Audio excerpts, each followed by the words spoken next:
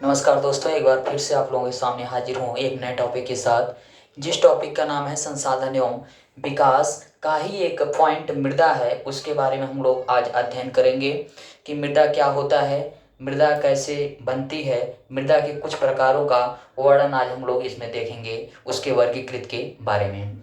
Mostly पूरा प्रयास करेंगे हम कि क्लास 10th के बोर्ड एग्जाम में ज़्यादा से ज़्यादा जो क्वेश्चन अब तक के पूछे गए हैं उसके बारे में इस वीडियो के अंतर्गत ज़रूर हम लोग अध्ययन करेंगे। तो उसके पहले छोटी सी अपील है कि वीडियो को अंत तक देखें और उसमें जो भी आपको समझने में कठिनाइयाँ हो रही उसको कमेंट बॉक्स में ज़रूर बताएं। तो चलिए हम लोग चलते हैं, मृदा के बारे में अध्ययन करते हैं। मृदा होता क्या है उसके बारे में हम लोग अध्ययन करेंगे कि सबसे पहले हम जानें कि मृदा क्या है।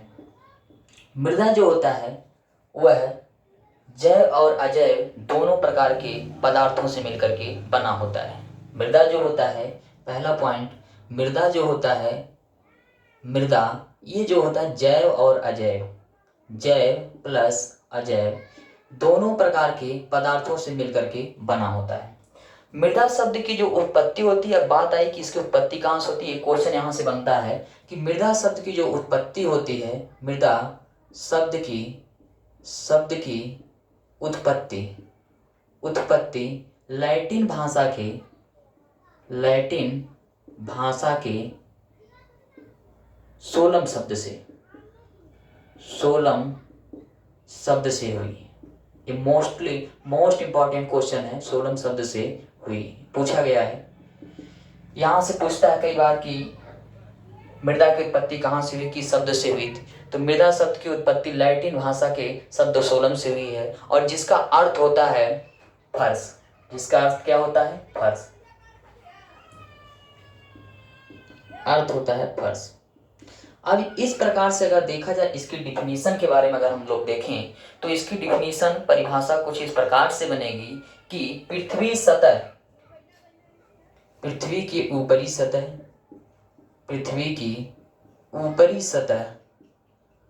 सतह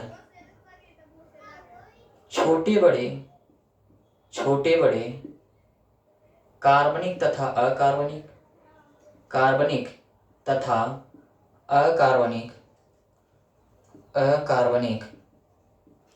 मिश्रित कणों को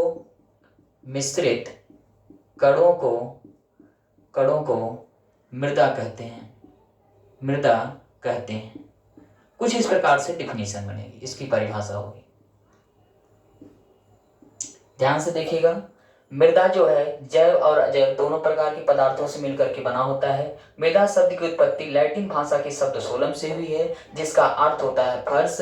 उसकी डिफिनीशन हम लोग इस प्रकार से कुछ व्यवस्थित करेंगे कि पृथ्वी की ऊपरी सतह पर छोटे बड़े कार्बनिक तथा अकार्बनिक मिश्रित कणों को हम मृदा कहेंगे। क्या कहते हैं? मृदा। अब मृदा के बारे में भारत में अगर देखा जाए, भारत में मृदा यानी भारतीय कृषि अनुसंधान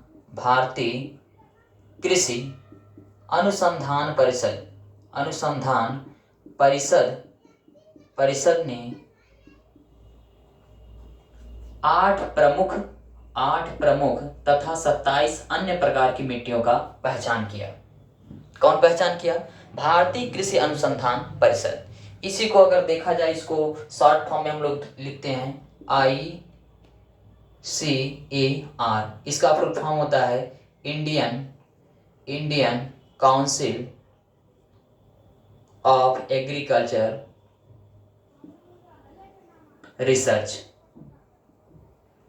भारतीय कृषि अनुसंधान परिषद। यहां से भी एक क्वेश्चन पूछता है वनडे एग्जाम में कि भारतीय कृषि अनुसंधान का परिषद का मुख्यालय कहाँ है। तो मुख्यालय इसका नई दिल्ली है।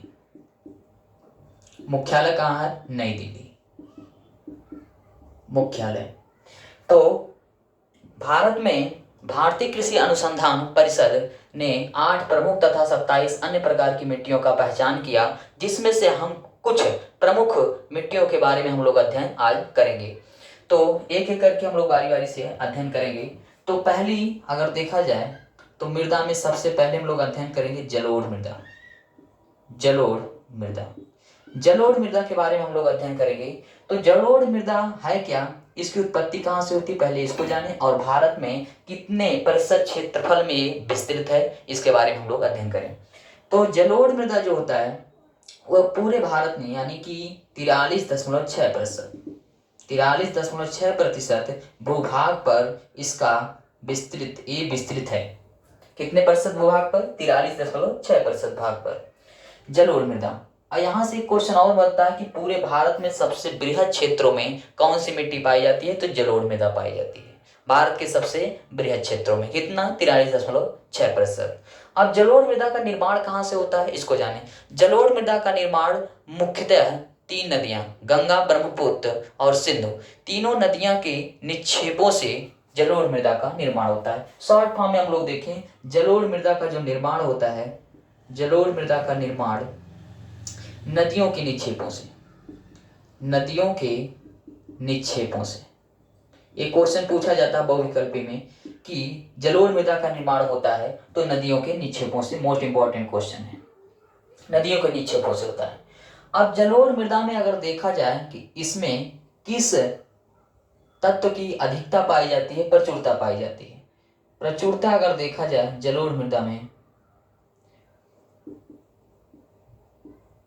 पोटेशियम व चूना की अधिकता पाई जाती है। जलोढ़ मृदा में पोटेशियम व चूना की अधिकता पाई जाती है। कमी किसकी पाई जाती है? कमी की अगर बात करें तो नाइट्रोजन, ह्यूमस, फास्फोरस। अब यहां से एक चीज कॉमन आपको मिलेगा, कोई भी मिट्टी हो, कोई भी मृदा हो, उसमें ह्यूमस, नाइट्रोजन और फास्फोरस की कमी पाई जाती है।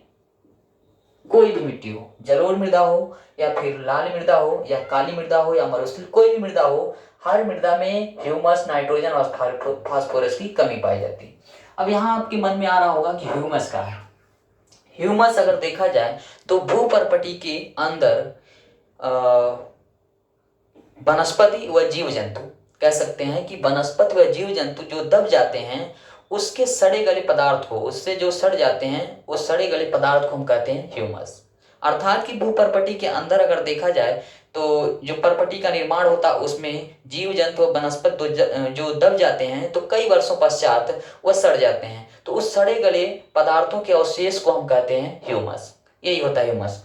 तो इसमें कोई भी मृदा हो, इसमें ह्यूमस, नाइट्रोजन और फास्फोरस की कमी पाई जाती है। अधिकता किसकी पाई जाती है? पोटेशियम व चूना की अधिकता पाई जाती है। इसका विस्तार कहाँ कहाँ है? अगर विस्तार देखा जाए तो विस्तार यहाँ आप देख सकते हैं मानचित्र में, यहाँ जलोढ़ मृदा का विस्तार यहाँ से लेकर के देखिए गुजरात, राजस्थान, पंजाब, हरियाणा, उत्तर प्रदेश, ये सारे स्थानों पर जलोढ़ मृदा का निर्माण। और इसके साथ साथ यहाँ देख रहे हैं थोड़ा सा इधर पश्चिमी घाट, यहाँ भी जलोढ़ मृदा का निर्माण जलोढ़ मृदा का विस्तार है। तो इसका विस्तार किस किन क्षेत्रों में है? तो राजस्थान, गुजरात, पंजाब, हरियाणा, उत्तर प्रदेश इत्यादि राज्यों में इसका विस्तार है। अब इसमें देखें कि इस जलोढ़ मृदा में किन किन फसलों की उपज होती है। जलोढ़ मृदा में किस किन फसलों की उपज होती है? तो गन्ना, चावल, गेहूं, चना, इन सारे फसलों का उपज होता है जलोढ़ मृदा में। एक क्वेश्चन यहाँ से बनता है कि जलोढ़ मृदा को 2 वर्गों में विभाजित किया गया है। जलोढ़ मृदा में 2 वर्गों को विभाजित किया गया है, जैसे एक खादर और दूसरा बांगर। यहाँ से भी क्वेश्चन उठाए जाते हैं कि खादर मिट्टी किसे कहते हैं और बांगर मिट्टी किसे कहते हैं। क्लास 10th में कई बार इसको पूछा गया है। तो सीधा सा इसकी परिभाषा है कि बांगर और खादर में अंतर एक है कि जहां पर बाढ़ के जल की चले जाने की आशंका होती है, जहां पर बाढ़ का जल पूर्ण रूप से चला जाता है जिस मिट्टी पे, उसे हम कहते हैं खादर। यानी कि बाढ़ का जल होता है, बाढ़ का जल, इस जल से इस मिट्टी पूर्ण रूप से डूब जाती है, इस पर पूर्ण रूप से जल चला जाता है। उसे हम कहते हैं खादर मिट्टी। और जहां पर बाढ़ का जल नहीं जा पाता है, बाढ़ का जल वहां पर जाने में असक्षम होता है, असमर्थ होता है, उसे हम कहते हैं बांगर मिट्टी। तो सिंपल शब्दों में जहां पर जल चला जाता है, यानी कि जिस बाढ़ के जल से जो मिट्टी पूर्ण रूप से डूब जाती है उसे हम कहते हैं खादर, और जहां पर जल नहीं जा पाता है उसे हम कहते हैं बांगर मिट्टी। तो खादर और बांगर में यही अंतर है। तो यहाँ से भी क्वेश्चन उठाए जाते हैं मोस्टली। यहाँ से दूसरे नंबर पे देखिए, यहाँ से क्वेश्चन कहाँ कहाँ से बनते हैं, जलोढ़ मृदा से। तो जलोढ़ मृदा से क्वेश्चन एक यहाँ से बनता है कि जलोढ़ मृदा सबसे भारत में, मोस्ट इंपॉर्टेंट क्वेश्चन है कि जलोढ़ मृदा भारत में सबसे अधिक क्षेत्रों में फैला हुआ है। अगर पूछता है कि भारत में सबसे अधिक क्षेत्रों में कौन सी मृदा फैली हुई है, तो जलोढ़ मृदा। कितने प्रतिशत भूभाग पर? 43.6% भूभाग पर। इसका निर्माण कहाँ से होता है? एक कई बार क्वेश्चन पूछा गया, मोस्ट इंपॉर्टेंट क्वेश्चन है, नदियों के निक्षेपों से। वो भी, उसमें भी मुख्य रूप से सिंधु, गंगा और ब्रह्मपुत्र नदियों के निक्षेपों से। प्रचुरता किसकी पाई जाती है? पोटेशियम और चूना की कमी, कोई भी मिट्टी हो इसको ध्यान में रखिएगा, ह्यूमस, नाइट्रोजन व फास्फोरस की कमी पाई जाती है। यहाँ से विस्तार किन राज्यों में? राजस्थान, गुजरात, पश्चिम बंगाल, पंजाब, हरियाणा, उत्तर प्रदेश इत्यादि राज्यों में विस्तार है। इसमें किन फसलों की उपज होती है? गन्ना, चावल, गेहूं, चना। तो ये सारे इन फसलों की उपज होती है। और एक पॉइंट यहाँ से खादर और बांगर। खादर और बांगर में अगर देखा जाए, अंतर स्पष्ट करें हम लोग, तो हमने बताया कि जहाँ पर बाढ़ का जल जाने की आशंका होती है उसे हम कहते हैं खादर, और जहाँ पर बाढ़ की जल जाने की आशंका नहीं होती वहाँ हम कहते हैं बांगर। और दूसरी चीजें, इसका रंग अगर देखा जाए, रंग तो भूरे रंग का होता है। किस रंग का? भूरे रंग का। भूरे रंग का ये पाया जाता है कौन सी मिट्टी? जलोढ़ मृदा। अब अगले नंबर पर हम चले, लाल मिट्टी। कौन सी मिट्टी? लाल मिट्टी। लाल मिट्टी की अगर बात करें, लाल मिट्टी, लाल मिट्टी, लाल मिट्टी की बात करें तो ये भारत के कुल 18.6% भूभाग पर फैला हुआ है। 18.6% भूभाग पर ये फैला हुआ है लाल मिट्टी। कौन सी मिट्टी? लाल मिट्टी। लाल मिट्टी में अगर देखा जाए कि इसमें अधिकता या प्रचुरता किसकी पाई जाती है? अधिकता या प्रचुरता, तो लौह ऑक्साइड की। लौह ऑक्साइड, लौह। अब ऑक्साइड क्या होता है इसको समझे, कि लोहे पर जो जंग लगा होता है उसके छोटे छोटे कण, छोटे छोटे कण जो होते हैं उसे हम कहते हैं ऑक्साइड। यानी लौह ऑक्साइड की इसमें अधिकता पाई जाती है और इसका रंग होता है लाल। रंग कैसा होता है? लाल, लाल रंग होता है। और ये अगर देखा जाए, लाल मिट्टी कहाँ कहाँ पर विस्तार इसका है लाल मिट्टी का, तो विस्तार में यहाँ पर आप देख सकते हैं लाल मिट्टी का विस्तार। जैसे यहाँ पे देखिए, ये सारे राज्य जितने हैं ये लाल मिट्टी का इसमें विस्तार, और इधर पूर्वी क्षेत्रों में लाल मिट्टी का विस्तार हुआ है। इधर अरुणाचल प्रदेश, नागालैंड, मणिपुर, मिजोरम, त्रिपुरा, ये सारे राज्यों में लाल मिट्टी का विस्तार फैला हुआ है इधर। तो ये सारे राज्य जो है यहाँ पर देख सकते हैं, अरुणाचल प्रदेश, अरुणाचल प्रदेश और नागालैंड, नागालैंड, मिजोरम, त्रिपुरा, और इधर जितने मध्य भारत हैं ये सारे राज्यों में लाल रंग की मिट्टी का जो विस्तार हुआ है। जैसे उड़ीसा, छत्तीसगढ़, उड़ीसा, छत्तीसगढ़, झारखंड, ये सारे राज्यों में लाल मिट्टी का विस्तार हुआ है। अब इसमें अगर देखा जाए कि एक क्वेश्चन यहाँ से मोस्ट इंपॉर्टेंट बार बार पूछा जाता है कि उपज, किन फसल का उपज इसमें होता है। तो लाल मिट्टी में अगर देखा जाए तो अक्सर इस मिट्टी में तंबाकू, बाजरा, तंबाकू, एक क्वेश्चन जो है देखा जाए तो बहुत इंपॉर्टेंट है। तंबाकू किस मिट्टी में, तंबाकू जो है किस मिट्टी में उपज होती या उगाई जाती है, तो तंबाकू जो है लाल मिट्टी में उगाई जाए। तंबाकू हुआ, दलहन हुआ, दलहन हुआ, और गेहूं हुआ, चावल हुआ, ये सारे जो है फसल लाल मिट्टी में उगाए जाते हैं। तो ये सारे जो है, यहाँ से एक और होता है बाजरा, बाजरा, ये जो है लाल मिट्टी में उगाए जाते हैं। अब एक क्वेश्चन और यहाँ से बनता है, मोस्ट इंपॉर्टेंट क्वेश्चन होता है कि दक्षिण भारत में, दक्षिण भारत में, दक्षिण भारत में सबसे बृहद क्षेत्रों में, सबसे बृहद क्षेत्रों में कौन सी मिट्टी पाई जाती है? कौन सी मिट्टी पाई जाती है? तो आपका आंसर होगा लाल मिट्टी। क्लियर होना चाहिए कि पूरे भारत में अगर पूछेगा तो जलोढ़ मृदा और दक्षिण भारत में पूछेगा तो लाल मृदा का निर्माण सबसे अधिक है, विस्तार सबसे अधिक है। तो यहाँ से देखिएगा मोस्ट इंपॉर्टेंट क्वेश्चन पहला कि लाल मिट्टी भारत के 18.6% भूभाग पर फैला हुआ है। इसमें अधिकता किसकी? लौह ऑक्साइड की। और ये विस्तार कहाँ कहाँ है? ये सारे राज्य हैं। और इसमें उपज तंबाकू कई बार पूछा गया और दलहन। तंबाकू और दलहन को आप याद करिएगा। दलहन और तिलहन में दोनों में कंफ्यूजन होता है। तो लाल है यहाँ से, तो यहाँ पर दलहन और तिलहन में ई की मात्रा होती है, काली में ई की मात्रा होती है, इसलिए काली में तिलहन होता है। तो यहाँ से तंबाकू और दलहन ये दोनों कई बार पूछे गए हैं। तो किसमें है? लाल मिट्टी में। और सबसे इंपॉर्टेंट क्वेश्चन कि दक्षिण भारत में सबसे बृहद क्षेत्रों में कौन सी मिट्टी पाई जाती है? तो लाल मिट्टी पाई जाती है। क्लियर होंगे? अब आगे चलते हैं तीसरे नंबर पे हम लोग काली मिट्टी पे।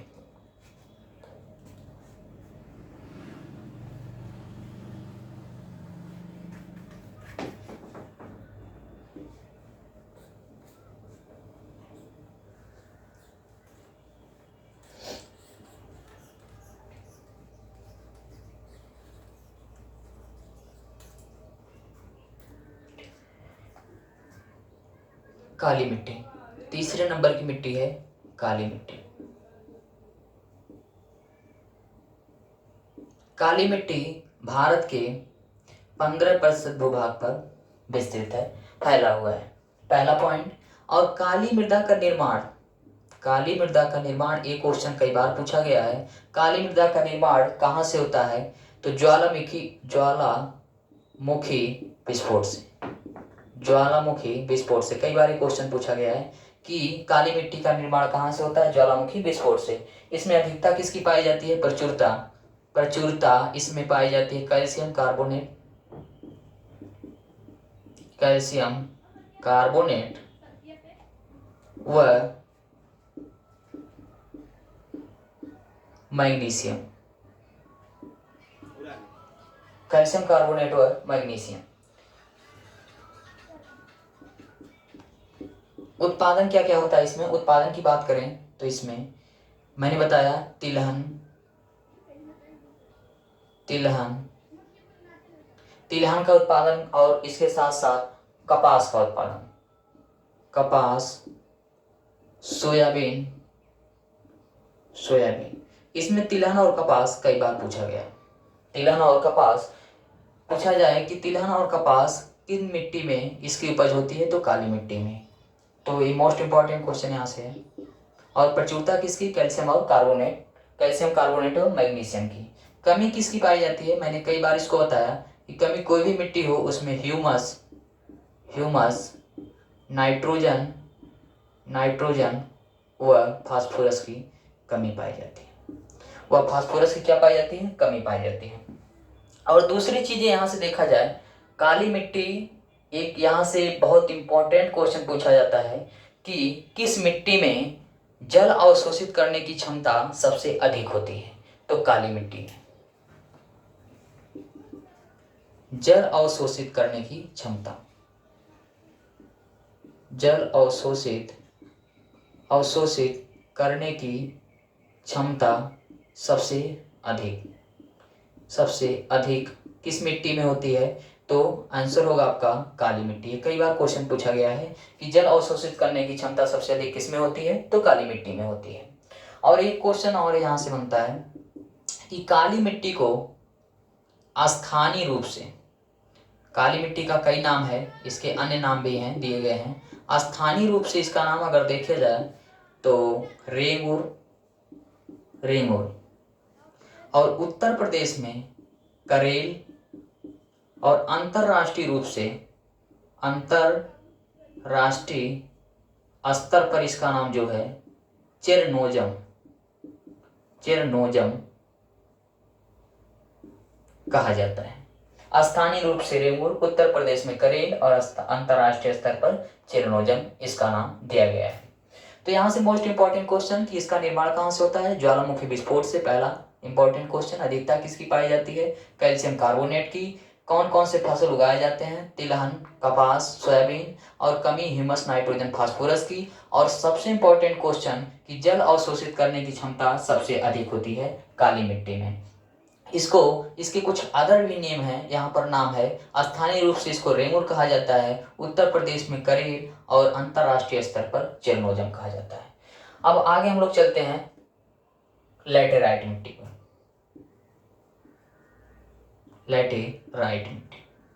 लैटेराइट मिट्टी भारत के 3.7% भूभाग पर फैला हुआ है। लैटेराइट शब्द ग्रीक भाषा के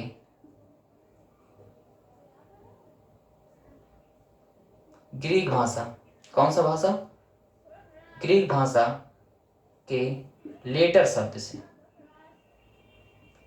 शब्द से बना है, जिसका अर्थ क्या होता है?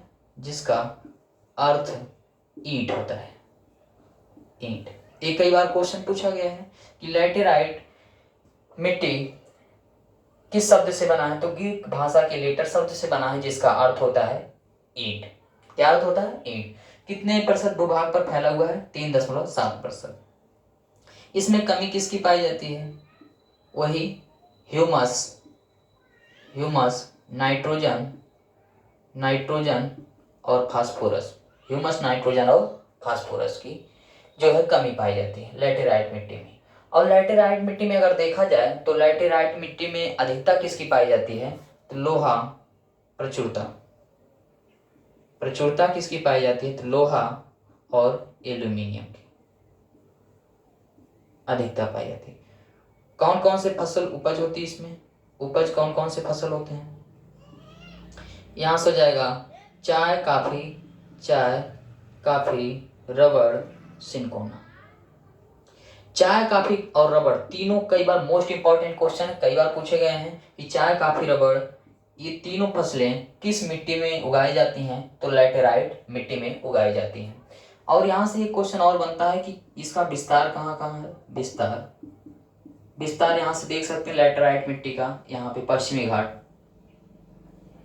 घाट पे, इधर पूर्वी घाट है, सॉरी यहाँ पूर्वी घाट था और ये पश्चिमी घाट है। केरल, इधर से महाराष्ट्र, केरल, कर्नाटक, तमिलनाडु इत्यादि राज्यों में इसका विस्तार पाया गया है। तो ये जहाँ तक ये सारे जितने इंपॉर्टेंट क्वेश्चन थे हमने इस वीडियो के अंतर्गत कवर किए। और यहाँ से जितने भी इसके अलावा एक और क्वेश्चन पूछा जाता है कि मृदा अपरदन।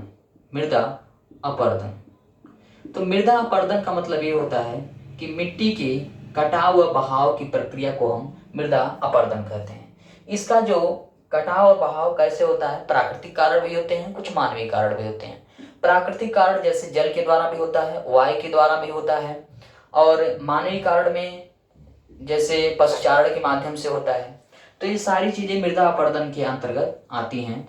तो उम्मीद करते हैं कि समझ में आया होगा और फिर मिलेंगे नेक्स्ट वीडियो में। धन्यवाद।